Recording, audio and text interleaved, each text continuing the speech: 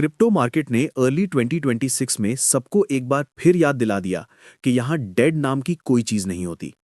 जब सबको लग रहा था मीम कॉइन्स का एरा खत्म हो चुका है, तब डोज कॉइन ने एक जबरदस्त कमबैक करके हेडलाइंस चुरा ली। आज डोज कॉइन सिर्फ पंप नहीं कर रहा, बल्कि dose coin 2x ETF early 2026 का टॉप परफॉर्मिंग ETF बन चुका है। और ये सिर्फ एक प्राइस मूव नहीं है, ये एक स्ट्रॉन्ग सिग्नल है कि मीम कॉइन्स फिर से गेम में आ गए हैं। सबसे पहले समझते हैं डोज कॉइन 2x ETF होता क्या है। 2x ETF का सिंपल मतलब होता है लेवरेज। अगर डोज कॉइन एक दिन में 1% ऊपर जाता है, तो 2x ETF लगभग 2% मूव करता है।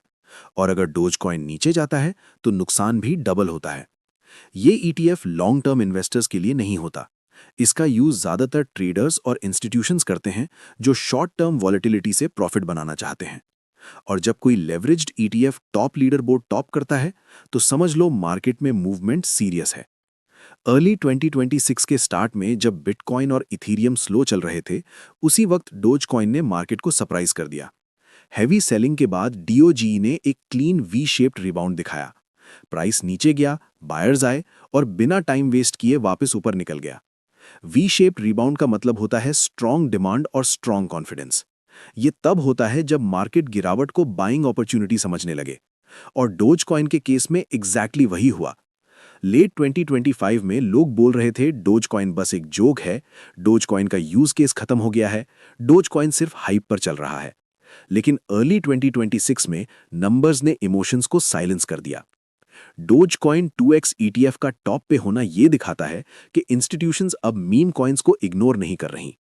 रिटेल और इंस्टीट्यूशनल इंटरेस्ट दोनों एक साथ बिल्ड हो रहा है। और जब ETF जैसे प्रोडक्ट्स मीम कॉइन को सपोर्ट करते हैं, तो सेंटिमेंट कंप्लीटली चेंज हो जाता है। सवाल यह है कि जब इतनी एडवांस्ड ब्लॉकचेन प्रोजेक्ट्स मार्केट में हैं, तो मीम कॉइन्स फिर से पॉपुलर क्यों हो रहे हैं? रीजन सिंपल है। मीम कॉइन्स इजी होते हैं, कम्युनिटी स्ट्रांग होती है, सोशल मीडिया पावर हाई होती है, और रिस्क लेने वाले ट्रेडर्स को यहां फास्ट रिटर्न्स का चांस दिखता है। और जब मार्केट बुलिश मूड में होता है, तो मीम कॉइन्स सबसे पहले रिएक्ट करते हैं। डोज कॉइन का रीबाउंड इसी साइकोलॉजी का रिजल्ट है। लेकिन यह समझना बहुत जरूरी है कि 2x ETF हाई रिस्क होता है।